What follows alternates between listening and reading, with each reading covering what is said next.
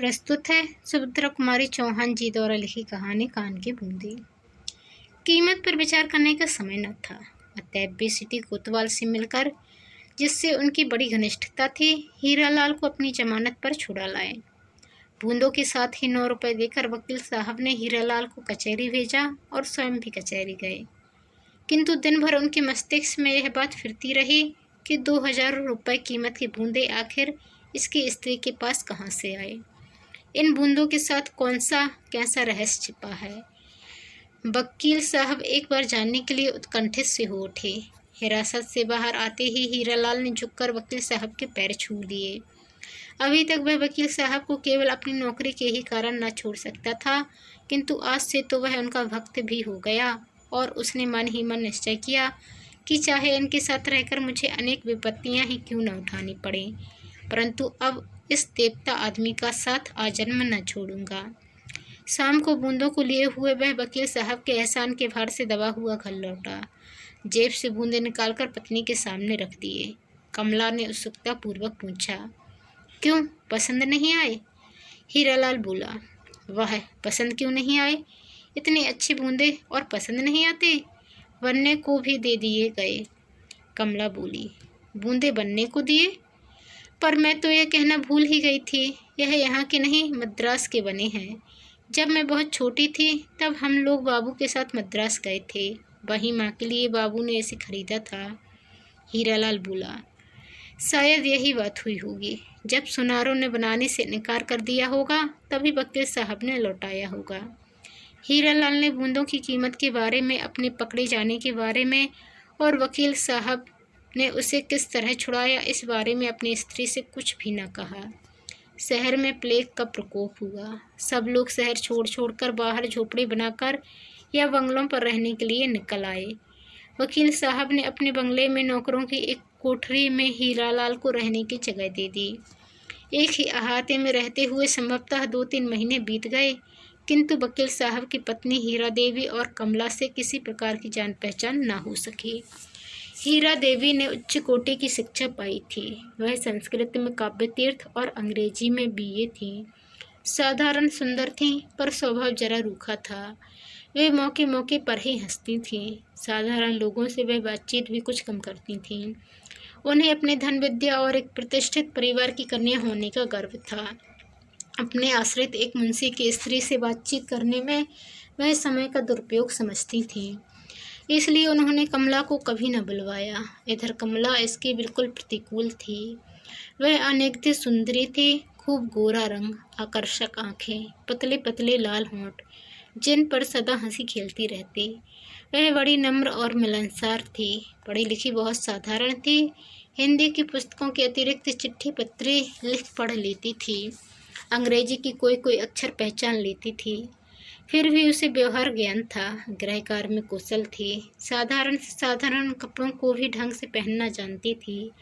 साधारण कपड़ों को ही वह इस ढंग से पहनती थी कि वह उसके शरीर पर मूल्यवान जान पड़ते। 20 साल की उम्र होने पर भी 14 साल की किशोरी जान पड़ती। उनके स्वभाव में इस प्रकार की लापरवाही और अरहड़पन था जो इस बात का साक्षी था कि इसने भी अपने जीवन में कभी अच्छे दिन देखे हैं।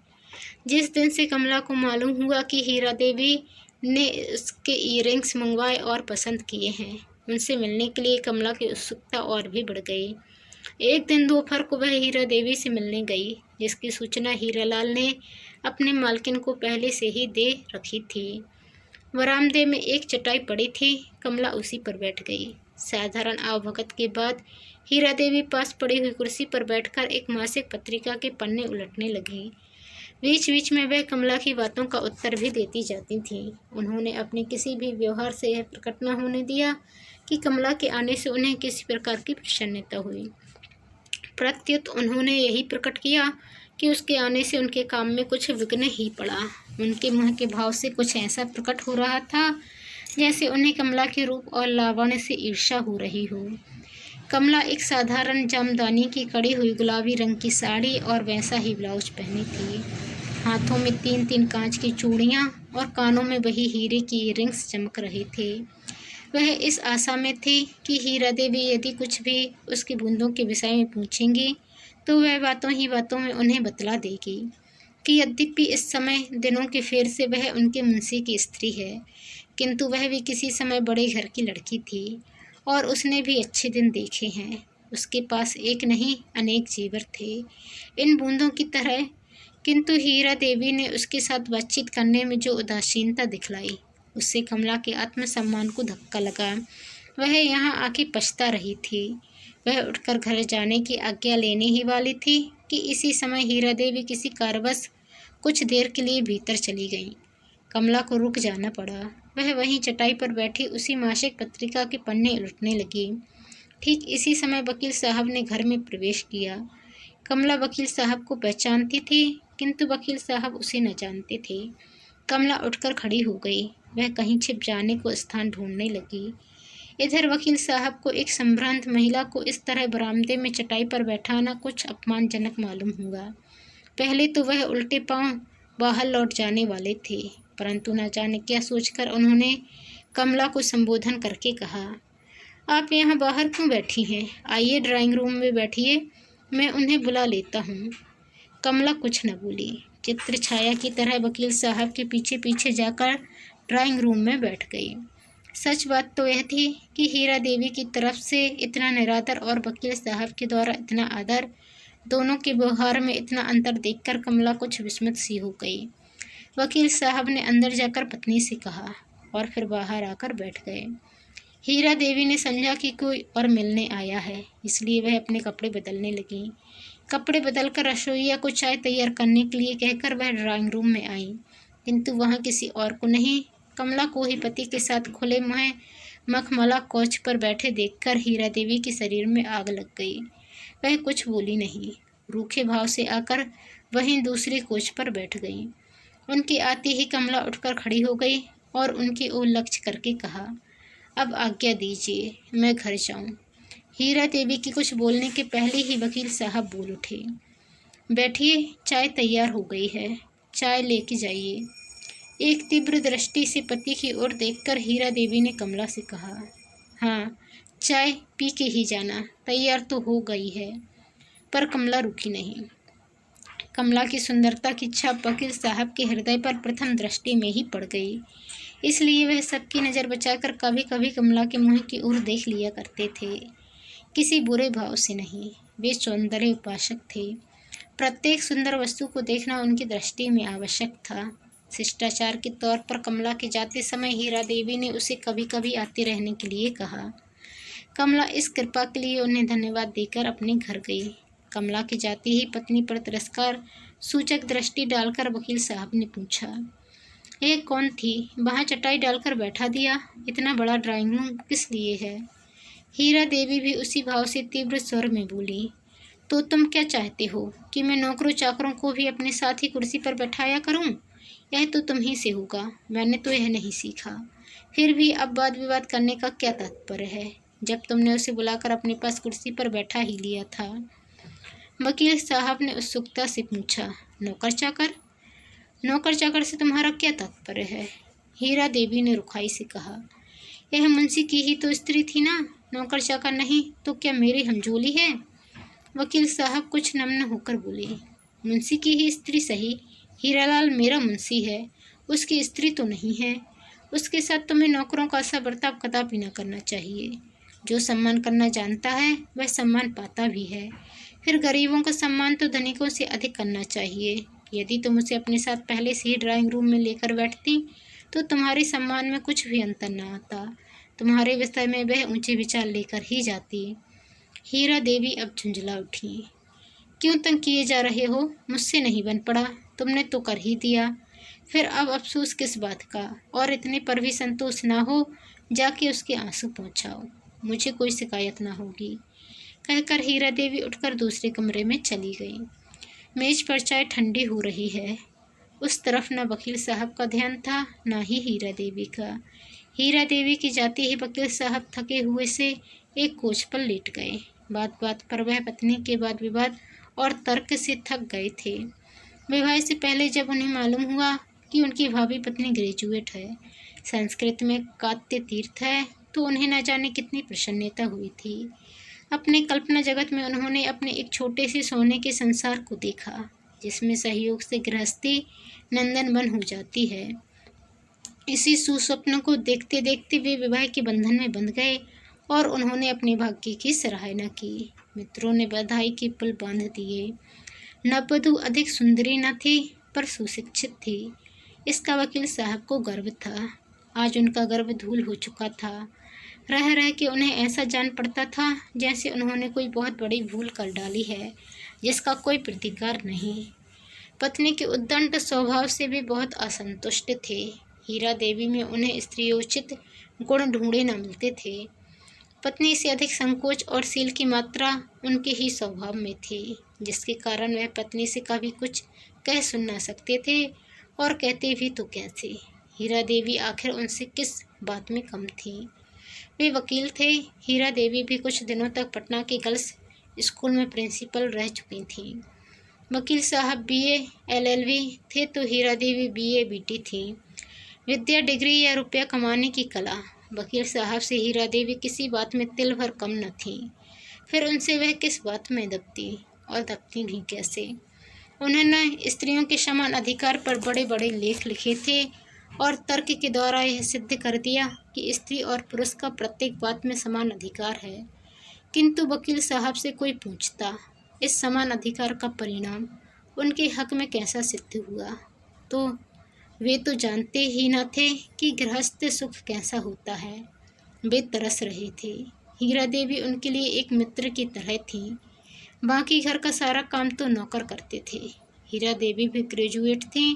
वे इन छोटी छोटी बातों में अपने अमूल्य समय को नष्ट न कर सकती थीं और न कभी वकील साहब की ही हिम्मत पड़ती कि उनसे किसी काम के लिए कहते। 100 की जगह 200 खर्च होता पर एक दिन भी उन्हें अच्छा भोजन न मिलता। वैसे तो सामने थाली में कई चीज़ें होती पर सब बेस्वाद, नीरस, जैसे तैसे पेट भरते थे। हीरा देवी पहली ही बार गर्भवती हुई थी। प्रसव के लिए उन्होंने अपनी माता के पास जाना उचित समझा। वकील साहब ने इसे ज़्यादा ठीक समझा क्योंकि यहाँ उनके घर दूसरी कोई स्त्री थी ही नहीं। अतएव गर्भ के छठे मास में ही हीरा देवी अपनी माँ के घर चली गई। एक दिन कचहरी से लौटकर वकील साहब चाय के लिए बैठे ही थे कि हीरालाल एक थाली में कुछ मिठाइयाँ जो एक सुंदर बेल बूटेदार रूमाल से ढकी थी लेकर आया। बोला, घर में बनाया था तो मैंने कहा थोड़ा सा आपके लिए भी ले चलूं। बहू जी तो है नहीं, अब आपके लिए कौन बनाता होगा। वकील साहब ने मन ही मन सोचा, ये थी ही तो कब बना के खिला देती थी। प्रकट में बोले, क्यों तकलीफ की हीरालाल, महाराज तो बना ही दिया करता है जो कुछ मैं चाहता हूँ। हीरालाल ने धीरे से थाली की मेज पर रखकर रूमाल हटा लिया। फिर बोला, वकील साहब ये पकौड़ियाँ खाइए, अभी बन रही हैं, बिल्कुल गर्म हैं और चाय के साथ आपको अच्छी भी लगेंगी। वकील साहब पकौड़ियों के शौकीन थे। तस्तरी की सब पकौड़ी साफ कर गए। हीरालाल शर्माया, शायद वह बहुत कम लाया था। खाने के बाद बोले, दरअसल हीरालाल बहुत अच्छी पकौड़ियाँ बनी हैं, बाकी मिठाइयाँ भी बहुत अच्छी हैं। क्या तुम्हारे घर की बनी हैं? हीरालाल प्रसन्न होकर बोला, हाँ सरकार, हम लोग तो बाजार की मिठाई खाते ही नहीं। वह तो सब अपने हाथ से बना लेती है, सस्ती की सस्ती पड़ती हैं और बाजार से अच्छी भी रहती हैं। वकील साहब बोले, मालूम होता है कि भोजन बनाने में बड़ी चतुर हैं, पर वह तो मिर्ज़ापुर तरफ की हैं। देहात की लड़कियों को तो मैंने भोजन की कला में निपुण कहीं नहीं देखा। हीरालाल बोला, दिनों का ही फेर समझिए वकील साहब। एक मुंशी नवल किशोर राय की लड़की है। एक ही रात डाकुओं ने ऐसा ज़बरदस्त डाका डाला कि इनका सब कुछ लूट ले गए। इन्हें अपनी माँ के साथ जाफर मामा के घर मिर्ज़ापुर में रहना पड़ा। देहात में रही तो क्या हुआ, इनकी माँ बहुत चतुर थी, उन्होंने ही इन्हें सब कुछ सिखाया। उन कान के बूंदों के अतिरिक्त मोतियों का एक चंद्रहार भी उसके पास है। वकील साहब, मैं क्या बताऊं, उसके हाथ में जैसे जादू है। मामूली दाल भात बनाती है पर इतना स्वादिष्ट कि क्या बताऊं। वकील साहब आश्चर्य से बोले, अच्छा, यह मुंशी नवल किशोर राय की कन्या है? वह तो इलाहाबाद के बड़े भारी वकीलों में से थे, तभी यह इतनी चतुर है। हीरालाल ने प्रसन्नता का भाव जाहिर करते हुए कहा, वकील साहब गुस्ताखी माफ़ हो, एक अर्ज करता हूँ, आप कल सवेरे मेरे झोपड़े में ही भोजन कीजिए। हम गरीबों के भोजन का स्वाद भी लीजिए। वकील साहब को अपने मुंशी के यहाँ भोजन करना जरा उचित न मालूम हुआ। बोले, क्यों तकल्लुफ़ करते हो हीरालाल? यह जो इतनी चीज़ें लाए हो यही मेरे कल तक के लिए काफ़ी हैं, फिर क्यों तकलीफ़ करते हो? हीरालाल बोला, इसमें तकलीफ़ की क्या बात है वकील साहब? उसका स्वभाव तो ऐसा ही है कि अगर 10 खाने वाले आ जाएं तो उसे दूनी खुशी होती है। सुस्ती तो उसमें नाम की नहीं है, और खाने वालों को खिला पिला के चाहे उसके खाने के लिए एक कौर भी ना बचे, उसे बड़ा संतोष होता है। वकील साहब बोले, अच्छा, भोजन तो तुम्हारे घर का मैं स्वीकार कर लेता हूँ, पर मैं वहाँ खाने ना जाऊँगा, तुम खाना यहीं ला देना। हीरालाल खुशी खुशी अपने घर गया। वकील साहब कपड़े पहन के क्लब गए। क्लब से उस दिन वकील साहब जल्दी ही लौट आए। उनका जी वहाँ भी ना लगा। एक अजीब तरह की परेशानी उन्हें तंग किए डालती थी। भोजन के लिए महाराज पूछने आया। कई बार पूछने पर जैसे सोते सोते चौंक कर उन्होंने जवाब दिया, नहीं। महाराज इस नहीं का अर्थ कुछ भी न लगा सका। दोबारा फिर पूछा, साहब भोजन लाऊं क्या? वकील साहब झल्ला उठे। बोले, अभी कहा था ना, नाम मत लाओ। क्या एक बार के कहने में नहीं समझ सकते? महाराज चुपचाप चला गया। उस दिन किसी की हिम्मत वकील साहब से बोलने की ना हो सकी, किंतु 9 बजे रात को फिर हीरालाल दरवाज़ा खटखटाता हुआ पहुंचा। वकील साहब इतने रात को उसके आने का कारण समझ गए, फिर भी और दिनों की तरह वे उसे झिड़क ना सके, बल्कि आदर के साथ बैठाया और नम्रता से बोले, क्या है हीरालाल, मालूम होता है कि आज पीने के लिए नहीं है कुछ। हीरालाल हंस पड़ा और बोला, सरकार, जब तक आपके पास हूँ मुझे क्या तकलीफ़ हो सकती है? जब मेरे पास ना रहेगा आपके पास आऊँगा। अच्छा, यह बात है? कहते हुए वकील साहब ने 2 रुपए जेब से निकालकर फेंक दिए। आज पहली बार हीरालाल को बिना किसी प्रकार की झिझक किए पीने के लिए इतनी आसानी से रुपया मिल गया। रुपया तो वह सदा ही ले लिया करता था, किंतु घंटों माथापच्ची के बाद वकील साहब के इतने शीघ्र रुपया निकाल कर देने का अर्थ उसने लगाया। उस दिन की अत्यधिक आमदनी। रुपया उठाते उठाते बोला, मालूम होता है आज खूब आमदनी हुई है। वकील साहब, रुपए हों तो 2-3 और दे दो ना, घर में खर्च के लिए बिल्कुल नहीं है। वकील साहब बोले, अच्छा, तुम्हें 2 तो दे दूं, पर तुम लालच में पड़ गए। हीरालाल नम्रता से बोला, नहीं वकील साहब, घर में तंगी ना होती तो मैं कभी न मांगता। आप तो मुझे जानते हैं, बस मुझे पीने भर को मिल जाए फिर मुझे कुछ न चाहिए।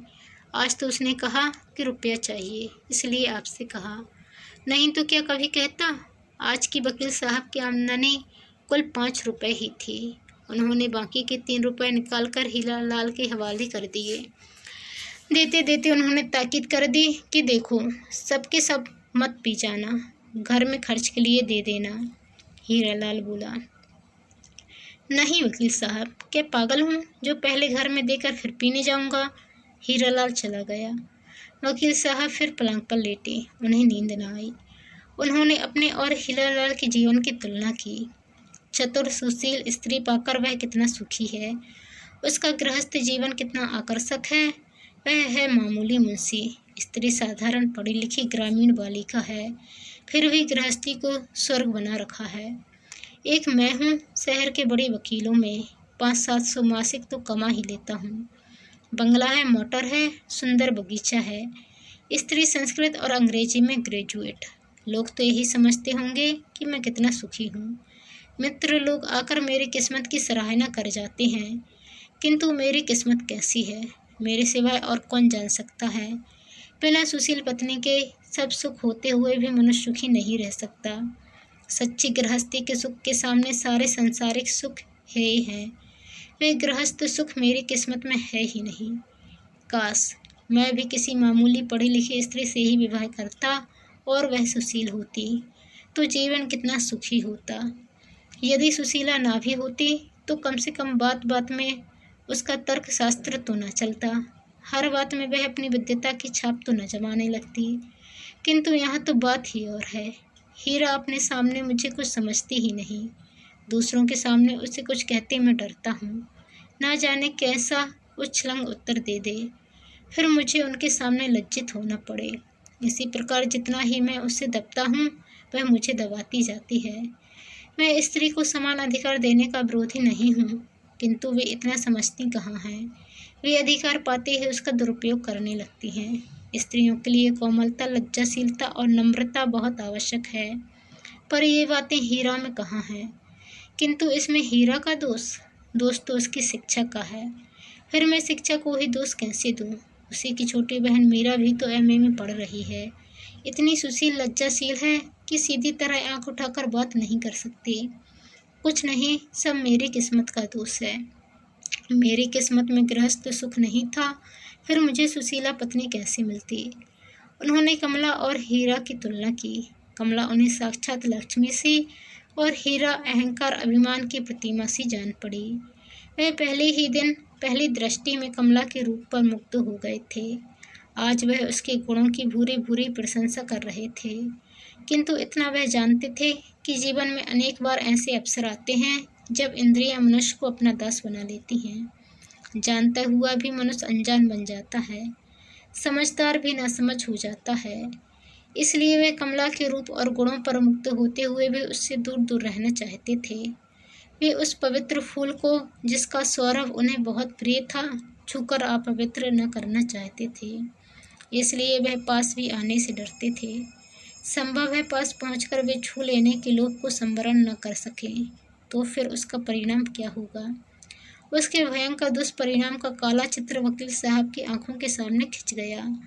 वे घबराकर उठे, पास ही मेज पर रखा हुआ हीरा का चित्र उठाकर देखने लगे, किंतु उस चित्र में कई बार देखने पर भी उन्हें कमला ही दिखी। वे घबराकर इधर उधर करवटें बदलते रहे। अंत में यह निश्चय करके कि मैं सवेरे हीरालाल के यहाँ भोजन के लिए अस्वीकृति भेज दूंगा, न जाने कब उन्हें नींद आ गई। सवेरे जब वकील साहब सोकर उठे तो दिन चढ़ाया था। हीरालाल अपने कई मुवक्किलों के साथ वकील साहब की इंतजारी में बैठा था। वकील साहब उठे, कहाँ तो सोने से पहले उन्होंने यह निश्चय किया था कि हीरालाल के घर का भोजन अस्वीकार कर देंगे। चाय पीते पीते महाराज से बोले कि मैं आज यहाँ खाना न खाऊंगा, मेरे लिए न बनाना। और खाना बनाना ही किसके लिए है? महाराज को बिना मांगे ही छुट्टी मिल गई। इधर भोजन के समय जब हीरालाल वकील साहब से पूछने आया, उन्होंने कहा, चलो वहीं चल के खा लेता हूँ, तुम भी घर रहोगे, बार बार दौड़ने से बचोगे। हीरालाल और चाहता ही क्या था, वकील साहब को लेकर अपने घर पहुँचा। वकील साहब घर की सफाई देखकर दंग रह गए। छोटे छोटे 2 कमरे कमला ने ढंग से सजा रखे थे। इतनी सफाई थी कि वह उनकी चतुराई से चकित हो गए। उन्हें स्वप्न में भी यह आशा न थी कि उनके नौकरों के रहने की कोठरी नंदन कानन बन रही है। जो घर कमला सी चतुर गृहिणी के आलोक से आलोकित हो रहा हो, उसकी तुलना नंदन कानन भी क्या करेगा। वकील साहब दूसरी कोठरी में बैठे थे। बीच के दरवाजे पर एक फटी हुई साड़ी का ही सिला हुआ हल्के रंग का पर्दा पड़ा हुआ था। पर्दे के पीछे से वकील साहब को बार बार कमला के पैरों के पाजेब की मधुर ध्वनि सुन पड़ती थी, जिससे रह रह के उनका मन चंचल हो जाता था। जिन पैरों की पाजेब की मधुर ध्वनि वकील साहब के हृदय को दोलायमान किए डालती थी, उन पैरों को एक बार चूम लेने के लिए उनका मन आतुर हो उठा। हीरालाल ने आसन बिछा के पानी रखा। कमला थाली परोस के लाई। आज उसने बहुत मामूली हल्के रंग की साड़ी पहन रखी थी। नीले रंग में उसका रूप और भी निखर पड़ता था। खाना बहुत सादा था।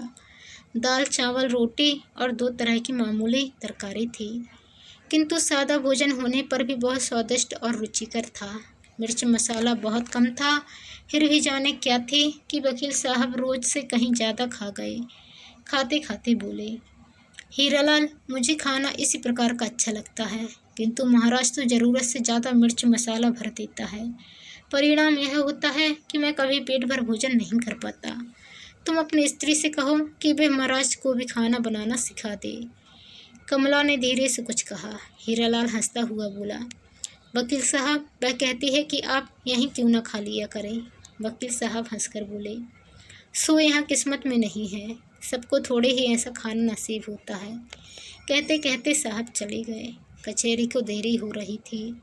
हीरालाल भी जल्दी जल्दी भोजन करके भागा। आज वह भी वकील साहब की कार में ही बैठकर कचहरी गया। प्रशंसा झूठी हो चाहे सच्ची, किंतु ऐसी चीज जिसे सुनकर प्रसन्न हो जाना मनुष्य का स्वभाव है।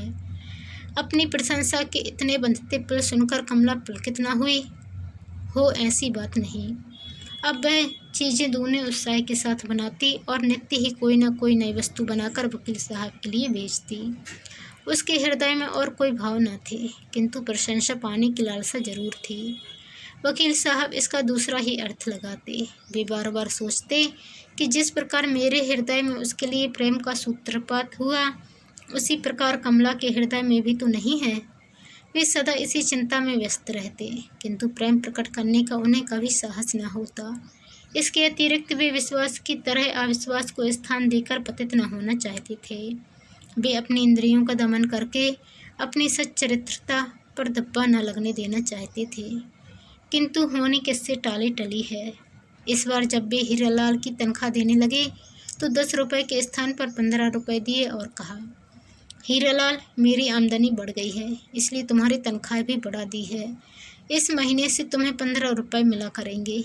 हीरालाल को मांगी मुराद मिली। खुशी खुशी घर आया। पत्नी के हाथ पर रुपए रखता हुआ बोला, कमला, तुम सचमुच लक्ष्मी हो। जिस दिन से तुम आई हो मुझे लाभ ही लाभ हुआ है। वकील साहब मुझसे कभी सीधे बात तक न किया करते थे, अब दोस्तों का सा बर्ताव रखते हैं।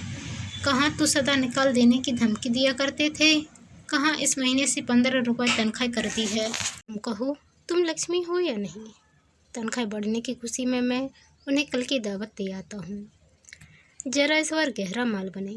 5 रुपये ऊपर वाले खर्च कर दो, परमात्मा बहुत देगा। वकील साहब दूसरे दिन हीरालाल के यहाँ खाने आए। आज कमला ने कई तरह की भोजन सामग्री तैयार की थी। हीरालाल थाली परसवा के वकील साहब के सामने रख ही रहा था कि बाहर से कुछ मुवक्किलों ने आवाज़ दी। हीरालाल कमला से कहकर कि तुम वकील साहब को खिला दो, मैं जरा मुवक्किलों को संभाल लूँ, वरना बहक जाएंगे, बाहर चला गया। सामने ही दूसरे वकील का घर था। उसे डर था कि कहीं मुवक्किल दूसरे वकील के घर न चले जाएं। हीरालाल मुवक्किल से बातचीत कर रहा था, कमला वकील साहब को खाना खिला रही थी, किंतु एकांत और सामने वही वस्तु जिसके वे भक्त थे। वकील साहब कुछ हतप्रभ और चंचल से हो गए। वे बोले, खाना इतना अच्छा बना है कि जी चाहता है बनाने वाले का हाथ चूम लूं। कमला कुछ न बोली।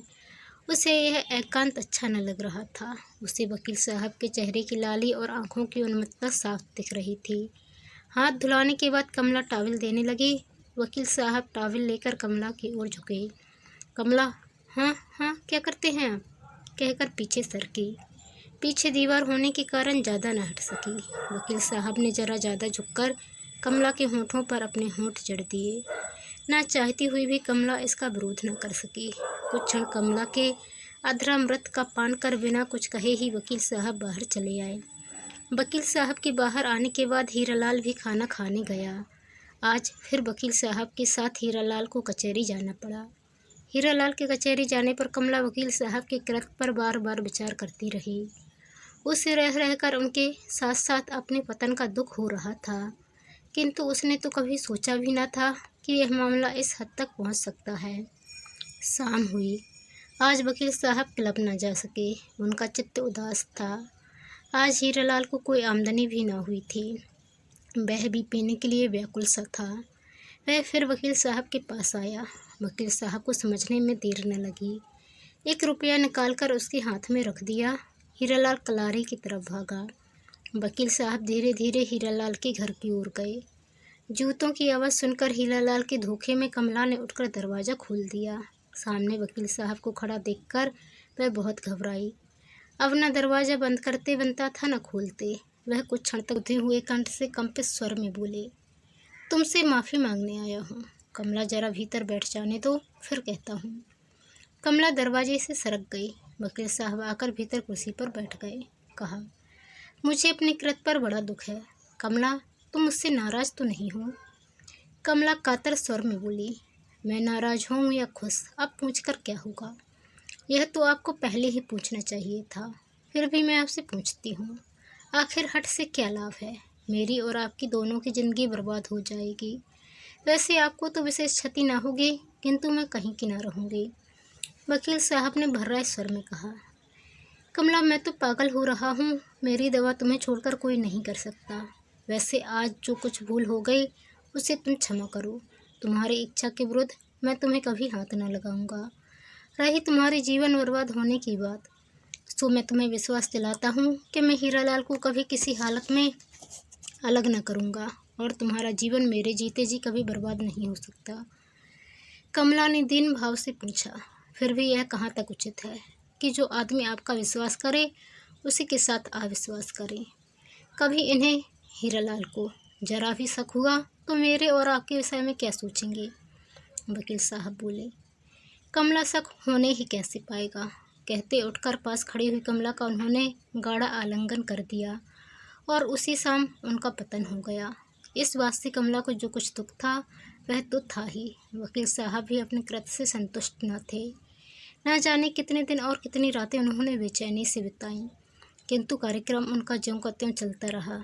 रोज़ शाम को हीरालाल जब कलारी जाता, उसी समय वकील साहब अपनी मधुशाला में पहुंचते। यह क्रम महीनों चलता रहा, किंतु हीरालाल कुछ भी न जान सका। धीरे धीरे कमला को गर्भ के लक्षण प्रकट हुए। विवाह को 9 साल हो चुके थे। इतने दिन बाद ही सही हीरालाल ने उम्मीद छोड़ सी दी थी, किंतु जब उसे मालूम हुआ कि कमला गर्भवती है तो उसे बेहद खुशी हुई। उसने मन ही मन सोचा, वकील साहब के यहाँ लड़का हुआ तो इधर भी ईश्वर ने भेज दिया। इसमें क्या रहस्य है, बेचारा हीरालाल न जानता था। एक दिन हीरालाल भोजन के बाद रुपया लेकर कलारी की तरफ चला। रास्ते में उसका एक लेनदार मिल गया। उसे हीरालाल से करीब 10 रुपये लेने थे। हीरालाल को देखते ही उसने 10 तो सीधी सीधी सुनाई और रुपए छीन लिए। अब कलारी जाके हीरालाल करता तो क्या करता? लाचार घर की तरफ लौट पड़ा। घर आकर अपने घर में उसने वकील साहब को बैठा पाया।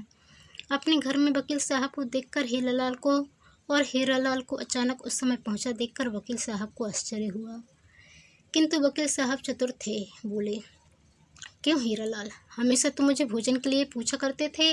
आज जब मुझे घर में ढंग का खाना न मिला तो पहले ही से खा पी कर बैठ गए। हीरालाल बोला, अरे तो और बन जाएगा वकील साहब। उसने पत्नी को वकील साहब के लिए कुछ बनाने का इशारा किया। वकील साहब रोकते हुए बोले, नहीं नहीं, अब क्यों तकलीफ़ देते हो? मैं जानता हूँ तुम लोगों ने खाया पिया ना होता तो मैं भी कुछ खा लेता। फिर कुछ हंसकर बोले, और तुम्हारा क्या हाल है? मालूम होता है आज चढ़ाई नहीं। हीरालाल के हृदय में कुछ आशा का संचार हुआ। इस समय मुद्रा से अधिक आकर्षक कोई दूसरी चीज़ दुनिया में उसकी दृष्टि में न थी। बोला, चढ़ाता कैसे वकील साहब? एक साला लेनदार मिल गया, रुपया ही छीन लिया। फिर मैं कलारी तक नहीं गया, जाके भी क्या करता? वहाँ कहीं दूसरों को पीते देखकर और जी खराब होता। आपके पास हूँ सरकार तो जिला लो, नहीं तो बिना खुराक के मर जाऊँगा।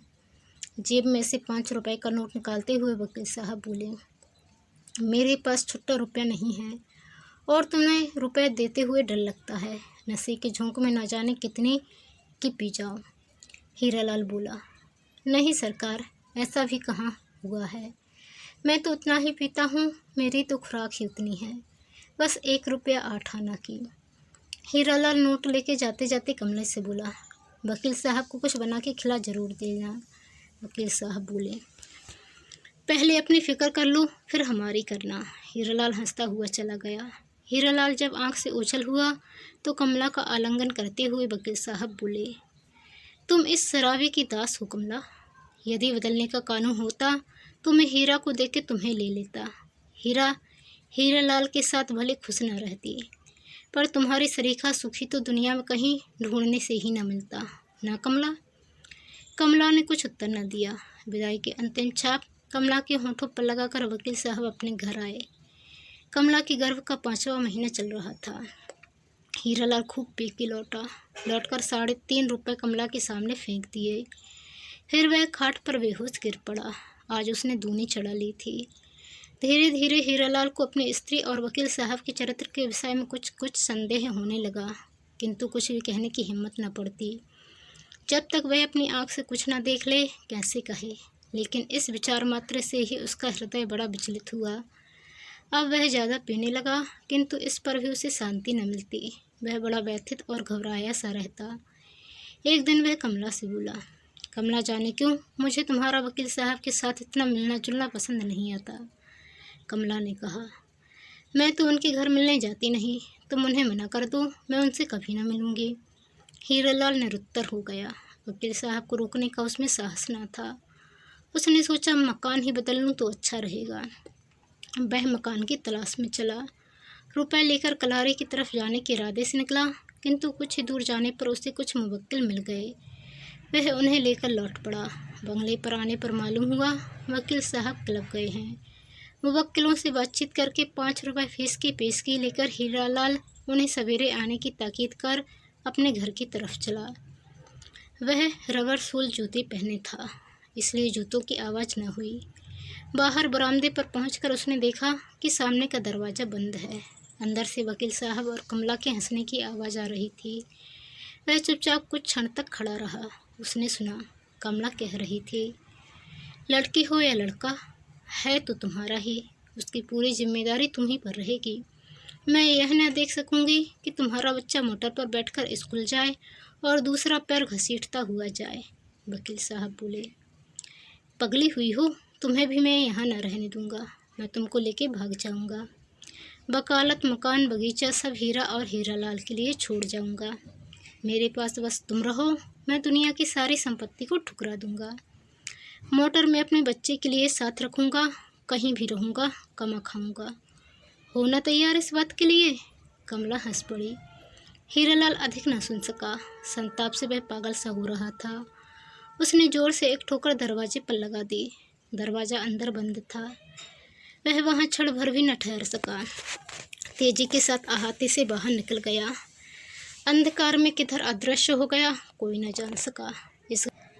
इस घटना को हुए कई मास बीत गए। अब कमला और वकील साहब के संबंध की चर्चा घर घर में थी। संदेह तो लोग पहले से ही करते थे, किंतु हीरालाल के इस प्रकार अचानक लापता हो जाने से संदेह करने में कोई संदेह का कारण न रह गया था।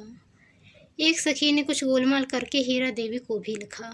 यह भी लिखा कि वह फौरन चली आए। इसके एक ही दिन पहले हीरा देवी को पति का पत्र मिला था, जिसमें लिखा था कि यहाँ कई तरह की बेमौसमी बीमारियाँ फैली हैं। ऐसे समय में तुम बच्चे को लेकर यहाँ मत आना, मैं स्वयं तुम्हें लेने आऊँगा। अब हीरा देवी पति के असली मतलब को समझी। उनके सिर से पैर तक आग लग गई। उसी दिन रात की ट्रेन से वह रवाना हो गई। उनके पहुंचने से 15 दिन पहले बंगले में ही एक कमरे में कमला को कन्या हुई थी। हीरा देवी के इस प्रकार अचानक पहुंचने की वकील साहब को संभावना न थी। वह किम कर्तव्य विमूढ़ से हो गए। उनकी समझ ही में न आया कि क्या करे। पहुंचने के कुछ ही घंटे बाद हीरा देवी ने देखते देखते कमला को बच्ची समेत बंगले से बाहर निकाल दिया। बंगले से निकलते समय कमला वकील साहब के दफ्तर की तरफ मुड़कर बोली, मुझे उन कोठरी में से एक में रहने दो, मैं इतना नन्हा सा बच्चा लेकर कहाँ जाऊँ, फिर मुझसे चला भी तो नहीं जाता। वह अपनी बात पूरी भी ना कर पाई थी कि अचानक हीरा देवी आ गई। डांट के बोली, सीधी निकल जाओ, मेरी इच्छा के विरुद्ध तुम इस अहाते में पैर भी नहीं रख सकते। वकील साहब बुत्ते की नहीं बैठे रहे। उनसे कुछ भी ना करते बना। उन्हीं की आंख के सामने जिसे उन्होंने इतना आश्वासन दे रखा था, वही कमला गिरती पड़ती किसी प्रकार बंगले से बाहर चली गई। किसी को उस पर दया न आई, किसी ने उसे शरण न दी। अपने पाप के कल को हृदय से लगाए संताप के आंसू बहाते हुए कमला निरुद्देश भाव से चली जा रही थी। तो दोस्तों, आपको ये कहानी कैसी लगी कमेंट कर ज़रूर बताएं। चैनल पर नए आए हैं तो चैनल को सब्सक्राइब कर बेल आइकन को क्लिक कर लें। धन्यवाद। जय हिंद।